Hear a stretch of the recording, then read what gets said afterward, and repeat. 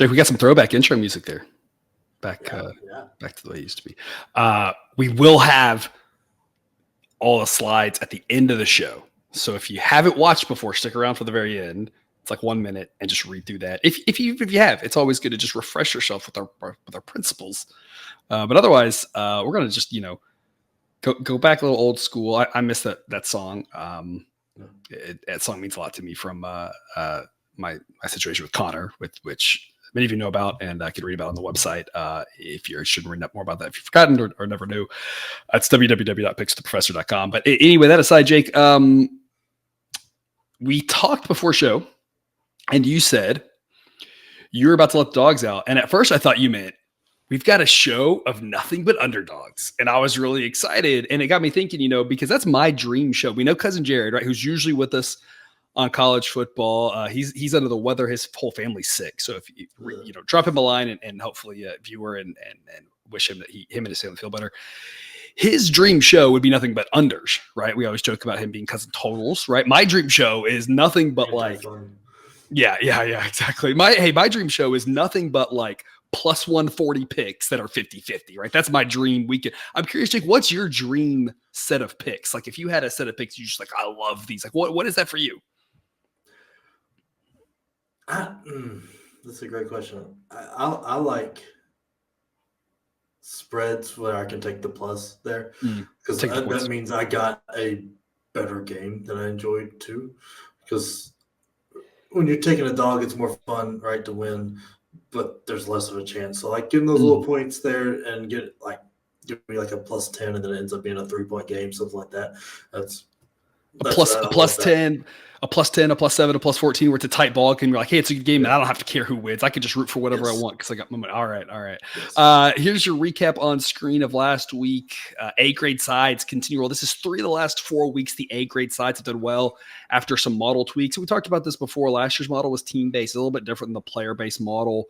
And by a little bit different, it's a lot different. It's completely different. It's so, we kind of knew we'd adjust and learn a little bit as we went. And I think we're starting to roll there on those. We had 2 totals that Cousin Jared picked out for us. We dropped over on TikTok and Instagram. Both those won. A lot of green week 9 sides, 14 and 15. And it was actually positive. It was like 0.3% ROI or something. So I'm keeping it green because it was actually slightly positive. Why? Because we love our dogs around here. We love to take dogs in the money line. I just hate laying it with favorites. And so we're going to try to overall have more dogs, or the favorites we have are going to be short favorites. And that's, we got a bunch of short favorites here today in this slate. Here's the slate that we're going to cover. Jake, anything I forget before we get rolling into a jam-packed week 10 slate? No, nothing. I mean, it's just impressive every time you can have just a solid green week like that. That's just very impressive. It is. And it's not even as good as the NFL's been. You and I have been rocking the NFL. We'll be doing that again tomorrow. So again, if you're, make sure you catch that. But this week we've got 8 picks for you. No extended cut, just 8 picks. But here's what we're going to do.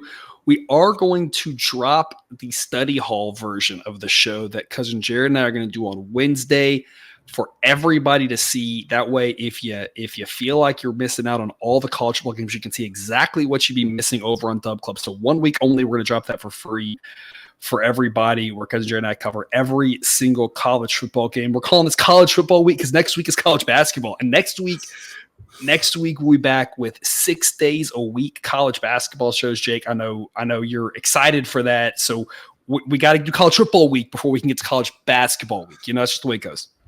Yeah, I mean, I may or may not have been watching all the preseason scrimmages you can that are secret but not secret. Yeah, I'm sure you have. I was not. I got to dust off the model, but that's a whole other story. We'll get to it here now. Thursday, TCU and Tech, folks. Weird things happen in Lubbock. I think weirder things happen in Lubbock at night, and I think weirdest things happen at Lubbock at night on a Thursday. Model thinks TCU should be favored here. We still love TCU. Tech's quarterback is still supposed to be out, although November is about when he would come back. I'm thinking, from my understanding, it's more later November, mid-November, so I don't think he's going to be back.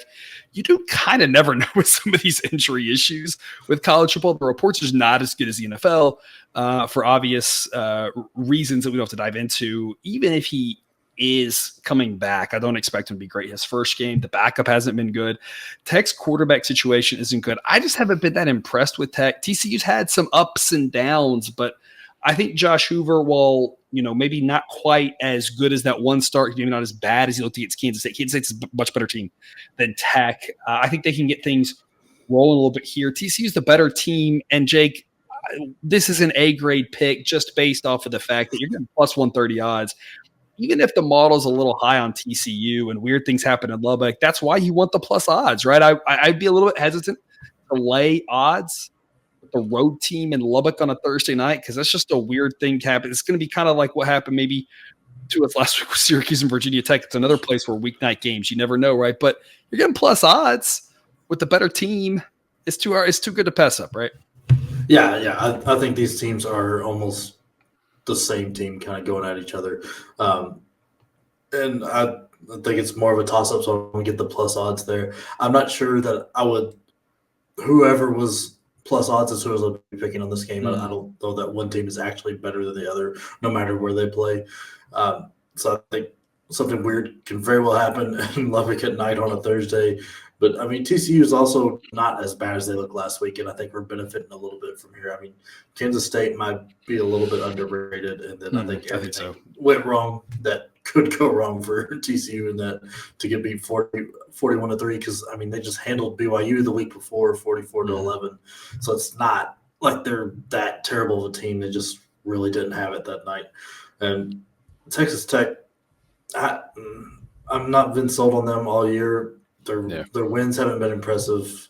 I was high on them coming in. I mean, I know the quarterback injury and all that, but they just never really showed it. I mean, I know we can't do too much transitive property here in college football math, but BYU is kind of the most recent both teams have played. They actually played Kansas State. And Kansas State handled them both. Yeah, Kansas State handled them both.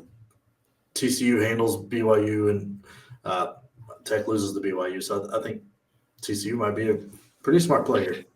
Yeah, and you're right. Obviously, transitive math and everything, you can't quite always go with that. But it is interesting to look at some of that. And just when you look at Tech even deeper, like they've played a couple of decent games, like the home game against Oregon where they hung around. I mean, that was a pretty admirable showing.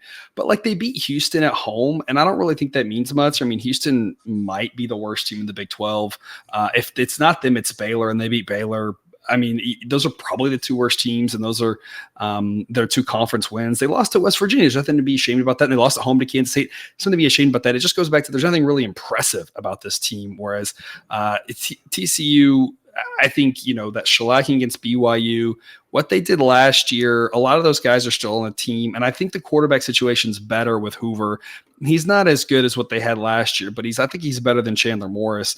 And so I think it's a good time to back TCU coming off of that Kansas State loss. I always love backing a team who just looked bad, as long as you don't think that's just who they are, right? And I think TCU is going to be an erratic team. That's why I've got them ranked 26, or the model has them ranked 26. They're an erratic team. They're not a top 15 team like they were last year, but they're still a decent team that's maybe not quite as good as that shellacking to BYU, but not quite as bad as that Kansas State one. And so plus odds here is just too good to pass up. I think I might slightly different a little bit on what you said. I think that TCU is a better team, but on the road kind of balances out. So it might be closer to a coin toss than the model realizes. The model gives Tech a decent bit for home field because Lubbock has always been a tough place to play, but really just the plus odds is what this is at. So plus 130 for TCU. I think they got a shot to win that one. Which takes us to Saturday. Texas A&M, Ole Miss. I don't even have the banner for that one for whatever reason. So no banner for this. Texas A&M, Ole Miss. We're just going to go to this one. I don't even know what the pick is. A&M on the road, 28% likely to win according to the model. Ole Miss, 72% likely to win. We are on it didn't populate here. That's what. We're on Ole Miss. All right, there we go. We're on Ole Miss. I don't even know what the odds are. But whatever it is, we're on Ole Miss. Take it away, Jake. I think this A&M team has been given way too much credit for a couple of the games they've played. I mean, the Tennessee, that was a pitiful offensive performance. Tennessee's defense is goodish, but they're not good enough to hold somebody to 13 points like that. And I mean, South Carolina is whatever. think putting up 30 on South Carolina is anything impressive. I have no faith in Cousin Jared's Texas A&M team to come through when they need to come through. Ole Miss on the other hand, Ole Miss on the other hand, I think they're starting to come alive. The LSU game kind of seemed to wake them up. Arkansas is a decent team and can really do well at times. They gave Bama all sorts of fits. So the 7-point win, there's nothing. But then at Auburn, it's crazy. There's another 7-point win, and they just destroyed Vandy. I think Ole Miss with Jackson Dart is a very good quarterback, but it's Judkins, man. I think he makes all the difference. And Tennessee was able to move the ball a little bit, especially running the ball and stuff against Texas A&M. I think Judkins is a much better running back than anybody Tennessee has. I think that's where the difference lies. Is the offense on the offensive side. The Ole Miss defense can play good enough, but doesn't really have to be that great to slow down a Texas A&M offense. That's not. I mean, besides Anais Smith, I think that's his name. Their weapons really don't scare anybody, so you just have to kind of watch him, and I think Ole Miss has got enough to do that. Yeah, I'm pretty high on this Ole Miss team. It's sometimes tough to parse through the SEC. We always talk about, right? Someone's going to win, someone's going to lose, and that doesn't necessarily mean a whole lot because you never know who's beating up on each other, and you're going to have these teams who have a bunch of close losses or a bunch of close wins, and it's really, and that's why we have the model to help us parse through that, because otherwise I feel like this middle upper part of the SEC is just really tough to figure out, and that's kind of what the model helps us do. And as Ole Miss is distinctively better and at home. It's minus 155 are the odds on Ole Miss, and that is an A-grade pick. So the model thinks there's a lot of value here on taking the home team to beat A&M. And now we'll get to Notre Dame and Clemson. And Jake, I'm glad that you chose this game to discuss here with us. And we're going to discuss every game with Cousin Jared. So I say that it doesn't really matter because we're talking every game anyway, whether it's with you or Cousin Jared here in 48 hours. But I'm high on this Notre Dame team. I think they're pretty good. Their offense can sometimes struggle against a good defense, and that's going to be the big test here. Is can they get anything going against Clemson, Clemson's defense? But I just have no faith in Clemson scoring whatsoever on this Notre Dame defense. I'm not high on Clemson at all. They're going backwards on offense. It seems like it's just getting worse and worse every year for them. Obviously, they were high when they had DJU coming in there, and he was playing as a freshman, getting some reps for Trevor Lawrence. And that was such a great situation. Everybody was so excited about that. And then the wheels just came off. And we've talked about it, ad nauseum, right? How much that was the lack of a running back probably caused a lot of those problems. And then trying to put too much on the quarterback. But then it's just, like I said, the wheels came off, and it's just a downward spiral for that offense. Being ranked number 51 offensively when there's only 133 schools is not that good compared to where they want to be and where they've been previously. And so they're obviously relying on their defense, but the model thinks Notre Dame wins this game 2 out of 3 times.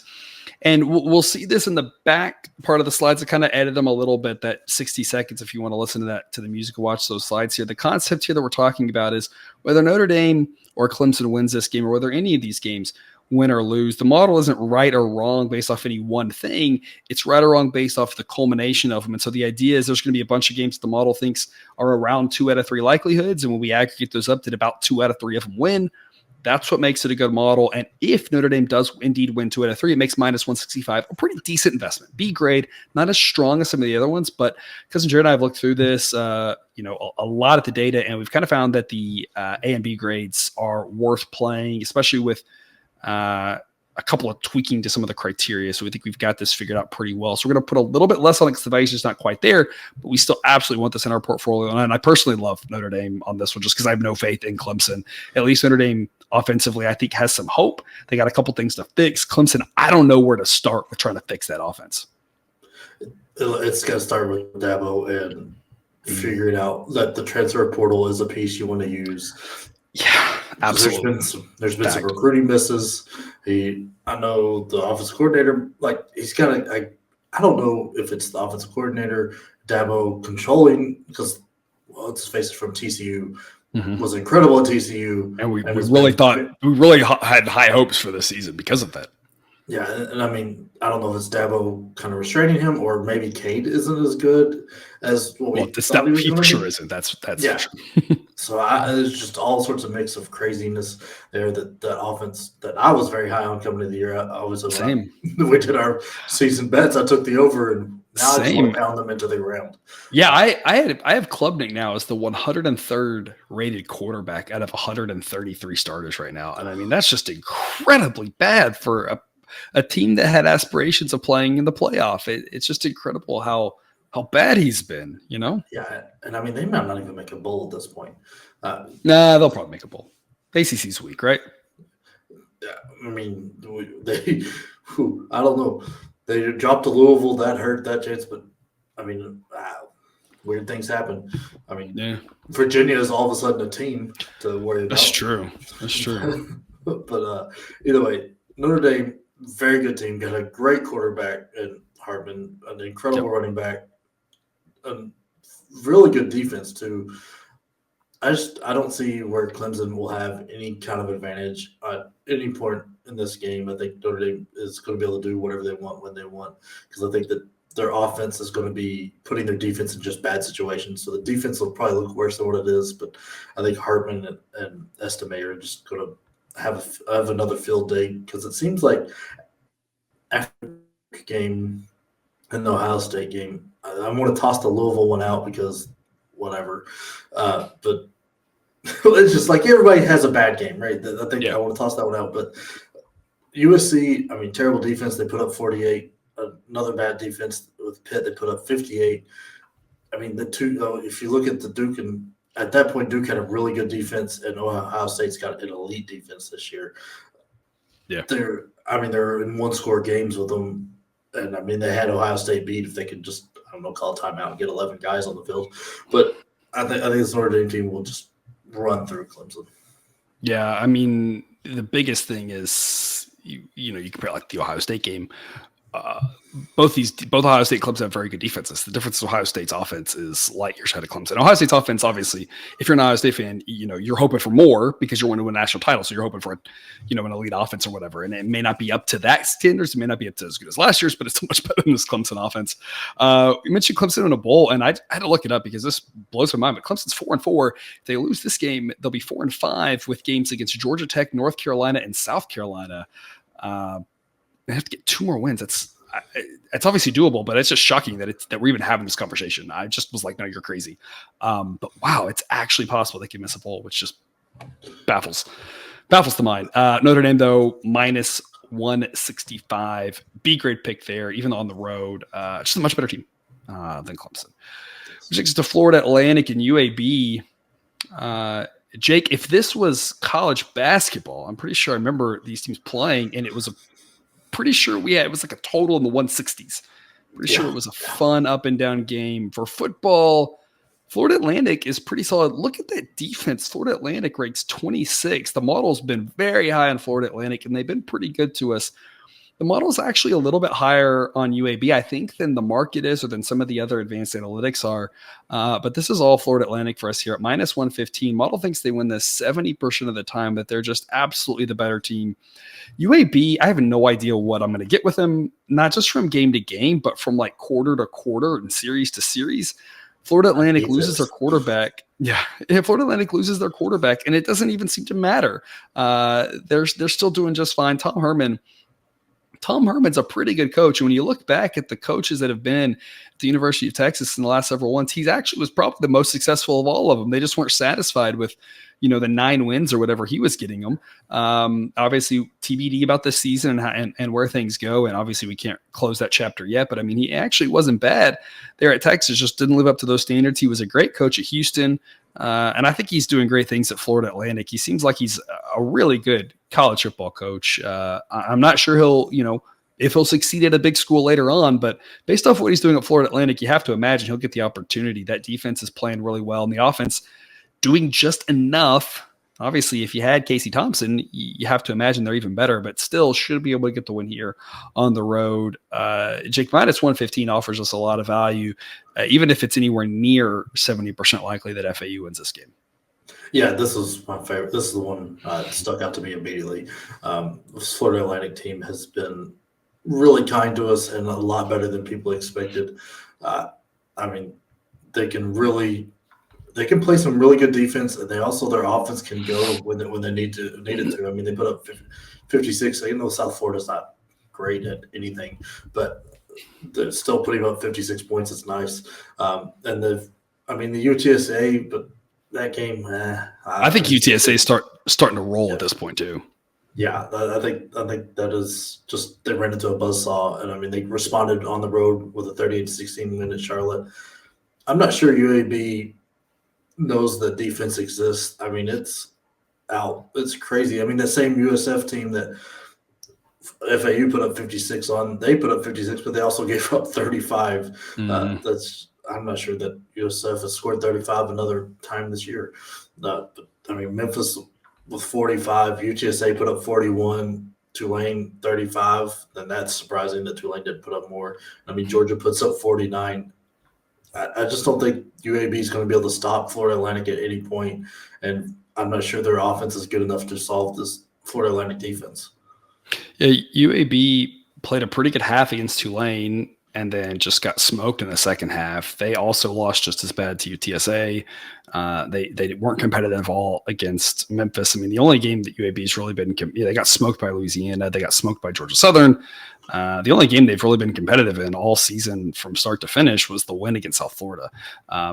If I'm looking at this correctly, it just hasn't been a very impressive season. But Florida Atlantic, I think to me, their defense should be able to get enough stops to keep UAB from putting up those numbers in the 30s and 40s. And that's the only way that UAB is going to win this game. You have to imagine if they can do that, but it doesn't seem likely that they can get up to that number of points. And so that makes Florida Atlantic pretty appealing. They were good to us last week against Charlotte. And so hopefully they can do it again here against UAB. UCF at Cincinnati. This is somehow a Big 12 game. It's very weird that it is. It doesn't feel like it should be, but here we are. UCF, we kind of mentioned them last week on show because Jerry and I talked about them and comparing with Oklahoma coming off of their close win over UCF. The UCF defense not terrible, and you could see them. And Cincinnati's defense not terrible. The biggest difference here is that UCF with John Reese Plumlee, a pretty good offense. Whatever the heck happened last week, we're just gonna go with that was a one-off for UCF. And again, as we always talk about, you sometimes get some value backing a team who just didn't look very good because that offense is better than what they showed in that game. I think we talked about some of the weaker teams in the Big 12, Houston, Baylor, Cincinnati, of course, also. And I should have mentioned them. Those are probably the three worst teams in the Big 12, if I had to guess. And to me, UCF did struggle last week, but West Virginia can do some things that I'm not sure Cincinnati can do. I mean, Cincinnati lost at home to Baylor. That's really all you need to know, right? Surely UCF can go in there. And UCF played a tight game with Baylor. So, I mean, transitive property works, right? We'll just pretend it does. Minus 180 B-grade pick on UCF. According to the model, they win 73% of the time. Don't listen to me on the transitive property thing. I'm just having fun. Jake, to me, the biggest difference, though, is the offense for UCF. That's the game changer in this matchup.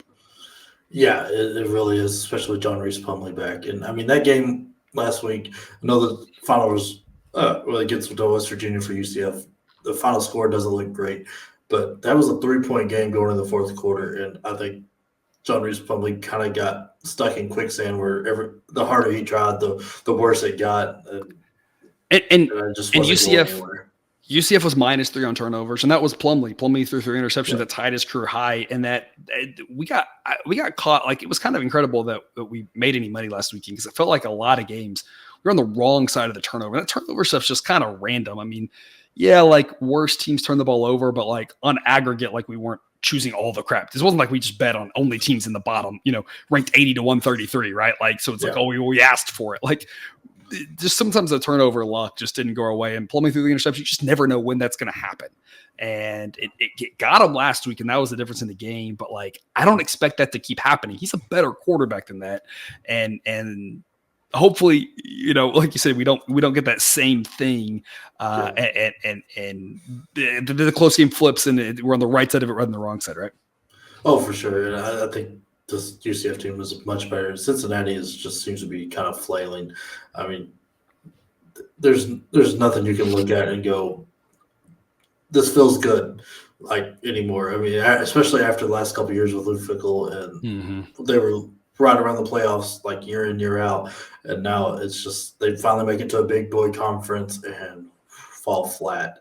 And I know it's not necessarily all this coach's fault. And all that. It just feels that just has it was a downgrade at the coaching spot. I mean, there's no doubt about that. Yeah, and I mean the fans feel it, and the disappointment of where they were to where they are now, and I think that leaks its way into the locker room and it just makes it harder to do better when you just feel all the disappointment around you. And not that I don't think there was that much expected of this team. It's just where they were, and I think this UCF team is very underrated for how good they are with Plumlee. I know the results aren't there, but they're in all these games. They're close. I think they're finally got one where they're the much better team and should win. I mean, you had to be high if you were a Cincinnati fan, high on this season, thinking that it would go well. You had, a non-conference game against a weak Pittsburgh team, a non-conference game at home against Miami of Ohio. It's not a bad team, but it's at home, and that was a loss. And then from then, they haven't won a single conference game, but they miss Texas, they miss TCU, they miss Kansas State. I mean, the only top team that they have to play is Oklahoma, and then in the middle tier you'd have Kansas and Oklahoma State. But I mean, it was one of the weaker Big 12 schedules, and you had to be more optimistic or whatever. And obviously it's a new coach, but you had a coach who left behind some talent, presumably at least, and whatnot. But big downgrade at the coaching position, which matters, and in the running for the worst Big 12 team. I mean, could you really feel that good though if you're Cincinnati, knowing you got Emory Jones coming in? He couldn't win the job at Florida, couldn't win the job at Arizona State, so he comes to Cincinnati, and as your starter, that can't feel good. It is interesting. I'm a little surprised that they brought in Emory Jones, and this is nothing against him or nothing against any of the quarterbacks talk about that are struggling, right? I'm sure they're great people. We're just comparing their performance to other really good athletes, right? I mean, they're obviously much better than we are, right? So duly note that, people. But it is interesting because the quarterbacks who transfer around a ton don't tend to do well if they land at a Power 5 school. They tend to do better if they just drop down. And that's kind of what you're seeing with JT Daniels at Rice having a solid season, dropping down a level, right? And Casey Thompson tried that going to FAU, and of course, unfortunately for him, got hurt. But to me, that seems like the better move at that point. And I know obviously the quarterback wants to go to the best school possible, but when you have failed at multiple schools or been dissatisfied with what's happening at multiple schools, when you get to that third one, I feel like it usually doesn't go well. So, I mean, that kind of embodies the whole issue that Cincinnati's had. So UCF, again, didn't look good last week, but a good bounce back spot here. And again, you're never as bad as you just look, which usually creates a little bit of value. I think that's why we've got B grade value on this pick. Illinois at Minnesota, talking about value. I'm just seeing nothing good about this Illinois team. And I'm sorry if you're an Illinois fan. I think Minnesota's decent. I think they got a good defense. Offensively, not that great. Not a single team in the Big Ten West is doing well offensively. So it's no different for them than anybody else, but at least their defense is better. Illinois' defense has fallen off. And we talk about ways this game is going to be won. That's the difference maker, is the fact that the best unit on the field is Minnesota's defense. The worst unit on this field is Illinois' offense. It's going to make it hard for Illinois to score points. Minnesota at only minus 125 at home is shocking to me. This Minnesota team is decent. I don't think Illinois is. I'm just flabbergasted that we're getting minus 125. Model thinks Minnesota wins 73% of the time. Jake, what do you got? Yeah, I think Minnesota is clearly in that step above most of the West, like them, Iowa, and Wisconsin, and then everybody else is just whoa bad. And then way below the teams in the East with Ohio State, Michigan, and Penn State. And I mean, they've shown that on the field. I mean, the Northwestern game, I don't know what happened there, but I don't know if anybody does. That's just wild. But I mean, Illinois has been bad all year. I think there was some expectations. I think they were ranked to start the year or close to it, and then they struggle with Toledo. But I think Toledo's a decent team. Keep it close with Kansas, but then I mean, you're looking at. I think I don't know if they really kept that close. If I remember correctly, they scored late, but I mean, I think I think the final score was closer than the game actually was. Yeah, I mean, that's the rest of their schedule too. I mean, the random win at Maryland seems to be a fluke because the other wins, Florida Atlantic, who was only a 6-point win. So there's nothing. Altemeyer's just not looked great. And a couple times, I mean, he's leading the team in rushing at times. Like, it's just there's nothing great on this offense. The defense isn't what we kind of thought it was going to be coming into the year. Minnesota's defense is a top tier kind of defense, so Illinois is not going to be able to move the ball, let alone score. And I mean, Minnesota proved that they can win with just field goals, like they did against Iowa. That's crazy. So, I mean, they don't even really have to get within 20 yards of the end zone to win this game. I think they can. I think they will score because I don't think Illinois' defense is any good. But I mean, they don't need to, and I think Illinois is that kind of bad. I mean, Minnesota has proven to be just very run of the mill. The opening win against Nebraska in a close one was just okay. They lost at North Carolina by a decent bit. North Carolina's a pretty solid team despite their struggles recently. They beat Louisiana by 11. Louisiana's a pretty solid team, but I mean, it's just kind of ho-hum. They got thumped by Michigan. That's just whatever, right? They handle Michigan State. I mean, it's just kind of like ho-hum, whatever, right? And that is the type of team that should beat Illinois at home. That's the bottom line. Do you think Illinois is coming off a bye, so there is a little bit of that potential, but I don't know if the bye can really fix the problems that Illinois has. The problems, they're going to have to figure out how to move the ball against a decent defense, and they're going to have to figure out how to stop anybody, and they haven't. Illinois hasn't done a good job stopping anybody. Do you think PJ Fleck there is trying to out Iowa in the Big Ten West? I don't think he's trying to, because it's not gotten to that extreme level, and he doesn't have the caliber of defense that they have at Iowa. But I have watched them a couple of times, and it does feel like it makes you wonder that, right? Because that's kind of the type of gameplay that they seem to be going with. But Minnesota minus 125, A grade value, just off the charts in my opinion. One of my favorite picks of the weekend. 7:30 p.m. Eastern, Washington, Southern Cal. Model's probably too high on both these defenses. I'm speculating. I don't know. I'm not sure either defense is that good, to be completely honest. Both offenses are great. Both of these teams fall outside of the top tier, according to Sideline, because of their defensive shortcomings. Washington's offense is down to number 7. And there was a time when they were, I think, probably top 3. But, when you had that game against Arizona State where they put up 15 points or whatever that was, I mean, that's not good. So when Southern Cal struggled, it hasn't been because of the offense, right? It's been because of the defense. But Washington's defense has been better, but not by much. Bottom line is these two teams are pretty similar. I think USC has the better offense and USC has the worst defense. But otherwise, I think they're pretty similar to each other. The game's at USC. They're obviously not going to have the biggest home field edge, not if it was flipped. If it was flipped, obviously, Washington would have a much better home edge in that game than you have here. But it's a long trip from Washington down to Los Angeles, and that takes a toll. To me, this is A-grade value, not necessarily because I'm super confident USC will win. I have no idea what's going to happen in this game. So plus 150 is great. This is what I was talking about at the start of the show. If you could just fill my entire Saturday card with these games, I would love it. I have no idea what's going to happen. Let's get some popcorn and give me some Diet Dr. Pepper, and I can enjoy watching all these plus 150s and the ones that lose, get blown out, whatever, and I can focus in on the close ones because we're going to win about half of them, and at plus 150, that's going to lead to profits on a Saturday. That's my take on this. I don't know what yours is. This game, I have zero clue what's going to happen besides that it's just going to rain points because the defense can get in the way of anybody. Yeah. And I mean, I would say last week was a look-ahead spot for both these teams, but with the weeks they had before, with Washington struggling with Arizona State and USC going on a 2-game losing streak, I don't surely they didn't let last week be a look-ahead for either team.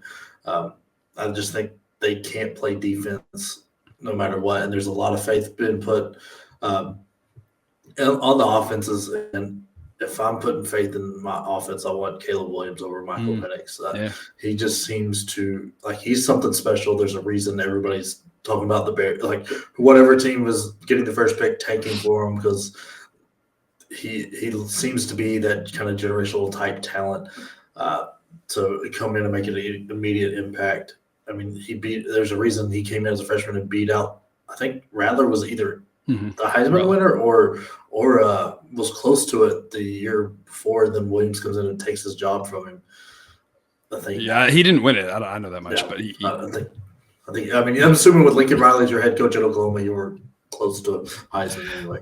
It's not a bad bad thought process. But I think this USC offense. I mean, and everything gets kind of lost in how bad their defense is and the couple losses they had. But I mean, Lloyd is a great running back, and you've got a handful of great receivers around in there. I just not sold that Michael Penix is going to be the guy to carry through, because even the Oregon game, which is where they're kind of laying their hat on, I mean, he made a couple great passes there at the end to get them ahead, but they still left too much time for Oregon, and Oregon had every bit of a chance there to go win it, or at least tie it and miss the field goals. So I don't know. I don't have any faith in Washington to slow down Southern Cal. I think they've got the much better offense.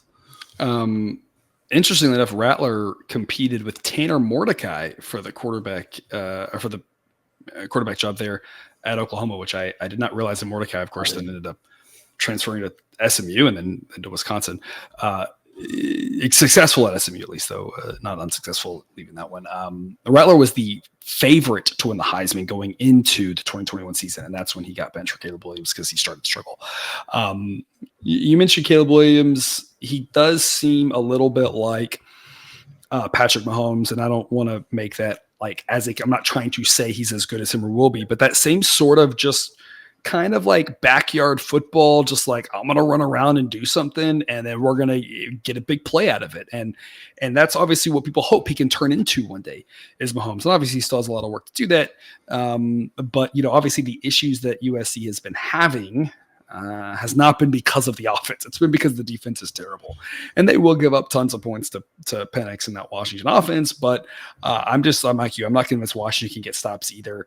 Washington might win this game. I have no idea. I think it's a good spot to back Southern Cal simply because everyone's so down on them. And that's part of why there's value on this pick. A lot of times I like to look at these and I'd say, why is there value on this pick? Well, it's because they just looked bad the week before. Okay, well, if they just look bad the week before and everyone's overreacting, we're going to have a level head and we're going to take advantage of that value. And that's kind of what I think is here. Everyone's high on Washington, and they're a fun team, absolutely, but they have some massive flaws that are not drastically different than USC's are. USC, obviously, on a 2-game losing streak, did not look good last week, but Washington hasn't looked great either in conference play, right? They could have easily lost this last week to one of the weaker teams in the conference. And then they almost lost the week before to one of the weaker teams in the conference. So, I mean, they obviously at their best are really good, but that defense is a problem. Like you said, we're going to rain points. Who the heck knows? Home field matters a lot in the Pac-12. So plus 150 is just way too good to pass up. To me, to the model thinks USC is actually the better team by a smidge. So thinks they should be favored because they're at home. The fact that they're not, we love us these wrong team favored games. They've been really good to us on the whole. Doesn't mean all of them win. It just means on average, we've done really well with them. Which takes us to our nightcap. We got a bunch of the big games covered here. And again, remember, folks, if you want to catch all the other games, we're actually going to give you that here in 48 hours. Jared and I will cover the rest of these. We'll cover all the small schools, all the terrible football games. We will have that covered for you. But the big one here, LSU and Alabama. Jake, we have basically SEC semifinal games this week from the way I'm looking at it on both the East and the West. Missouri's kind of the last stand for Georgia, and then LSU, Alabama here kind of for the West. It doesn't mean it's exact. Weird things can happen, but if Alabama and Georgia win these, I think we kind of know that we're going to get like Alabama, Georgia in the SEC title game for the 19th straight year or ish, approximately. This one should be a good game. LSU's offense is great. Their defense lacks a lot. Their defense is good enough to stop Army. Their defense is good enough to get a few stops here and there against some of the weaker teams. But, I mean, when you're giving up 50 points in conference, Bama's offense has looked a lot better as of late. They're not quite that high-flying offense that they hope to have. The defense still looks good. I think there's some value in Alabama here because LSU's this hot, trendy team, and they're looking a lot better. They have a great offense. Jaden Daniels has been incredible for them. But I kind of think that there's a little bit of value on Alabama because we're all tired of Alabama. But Nick Saban's got this team after a terrible start playing pretty good football. Model thinks going forward that they should be viewed as the second best team in the country.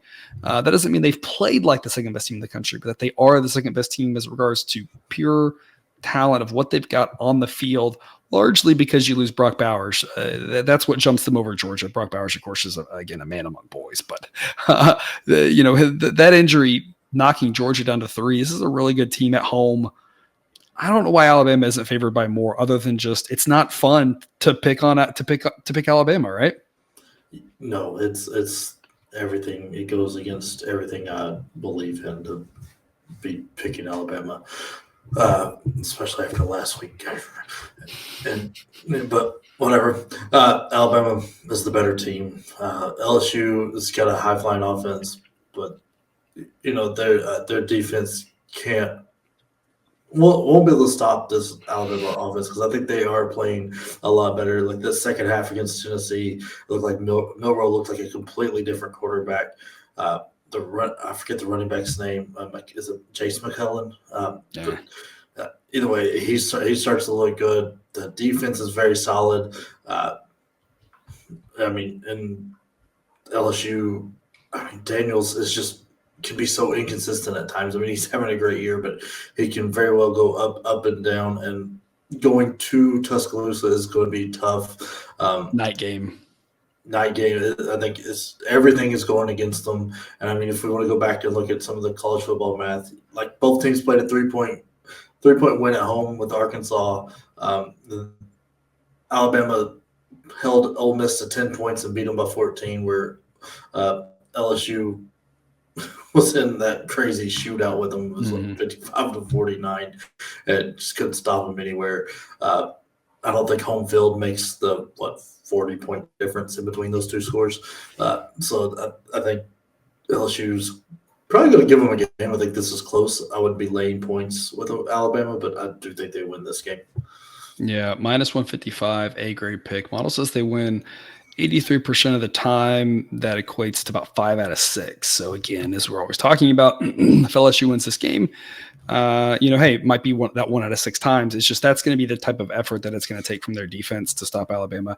And it's possible we saw it absolutely happen last year. I just think that there's value in Alabama because I think the perception is, hey, LSU won this game last year.